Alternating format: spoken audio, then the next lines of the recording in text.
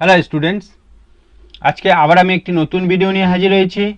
আজকের আলোচনার বিষয় GE Bengali six semester GE বেঙ্গলির একটি প্রশ্নটি হলো অক্ষরবৃত্ত ছন্দ বা তান প্রধান ছন্দ কাকে বলে, এর বৈশিষ্ট্য লেখো।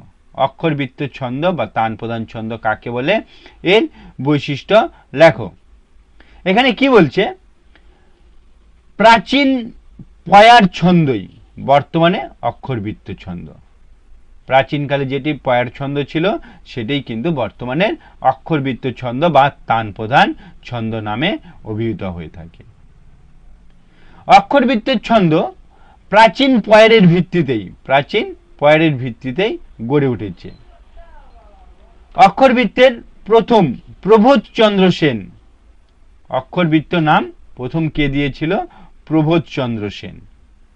পরে তিনি বহুবার এর নাম কি করে পরিবর্তন করে, এর নাম পরিবর্তিতে কি হয়, যৌগিক ছন্দ দেওয়া হয়, তারপরে মিশ্র কলাবৃত্ত ছন্দ দেওয়া হয়, মিশ্রবৃত্ত ছন্দ দেওয়া হয়।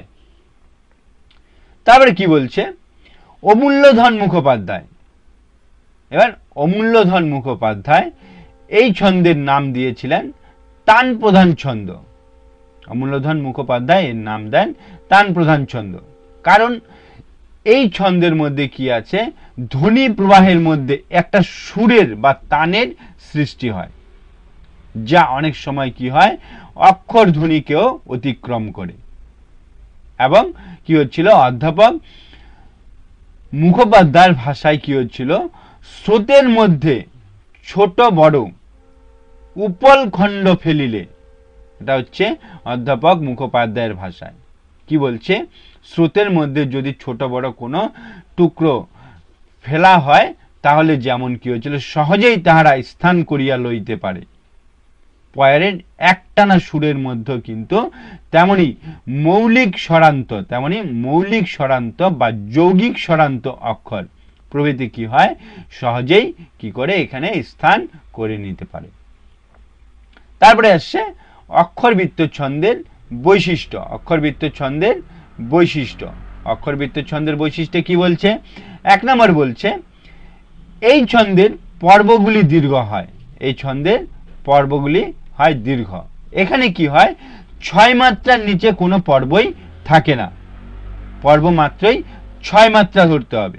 তারপরে কি বলছে, মূল পর্বে 8 মাত্রা বা 10 মাত্রাও হয়ে থাকে, মিনিমাম 6 মাত্রা হবে এবং ম্যাক্সিমাম 10 মাত্রা বা 12 মাত্রাও হতে পারে। পরের পর্বগুলো কি হচ্ছিল, 6 মাত্রা বা 8 মাত্রা হয় এবং 10 মাত্রারও হতে পারে। তারপরে বলছে 2 নম্বরে কি বলছে, শব্দের শেষে হলন্ত বা যৌগিক স্বরান্ত অক্ষর থাকতে পারে। যদি হলান্ত অক্ষর থাকে বা যৌগিক স্বরান্ত অক্ষর থাকে তাহলে কিন্তু সেখানে তাকে 2 মাত্রা ধরতে হবে। তারপরে কি বলছে, একাক্ষর শব্দের, পরে 3 নম্বর পয়েন্টে বলছে একাক্ষর শব্দের অক্ষরটিও যদি হলন্ত বা যৌগিক স্বরান্ত হয় সেক্ষেত্রেও কিন্তু এখানে 2 মাত্রা ধরতে হবে। অপরপক্ষে সকল অক্ষরই কি হচ্ছিল, 1 মাত্রা, অপরদিকে সকল অক্ষরই কি থাকবে, 1 মাত্রা থাকবে। তারপরে কি বলছে, শব্দের গোড়ায় বা মাঝখানে যুগ্ম বা যুগ্ম ব্যঞ্জন ধ্বনি থাকলে বা যুগ্ম ব্যঞ্জন ধ্বনি থাকলে তার সংশ্লিষ্ট উচ্চারণ হয়, এবং সংশ্লিষ্ট উচ্চারণ মানে একসাথে উচ্চারণ হয় এবং সেখানে কিন্তু 1 মাত্রা পায়, সেটা 1 মাত্রা পায়। তারপরে কি বলছে, শব্দ ধ্বনির অতিরিক্ত একটা সুর বা তান স্পষ্ট হয়ে ওঠে। এই ছন্দে কিন্তু ধ্বনির একটা অতিরিক্ত টান বা সুরের সৃষ্টি হয়, যার জন্যই একে কিন্তু তান প্রধান ছন্দ বলা হয়। তারপরে কি বলছে, এখানে লয় অতিশয় ধীর ও মন্থর, লয় কিন্তু ধীর ও মন্থর হয়। এই ছিল প্রশ্নটির উত্তর। তোমাদের কিন্তু বুঝতে অসুবিধা থাকলে আমাকে কমেন্ট করে জানাও, আমি কিন্তু সে বিষয় নিয়ে আবার আলোচনা করব। ভিডিওটি ভালো লাগলে লাইক করবে এবং বন্ধুদেরকে শেয়ার করে দিবে। আজকে এই পর্যন্তই, পরের ভিডিওতে আবার দেখা হবে।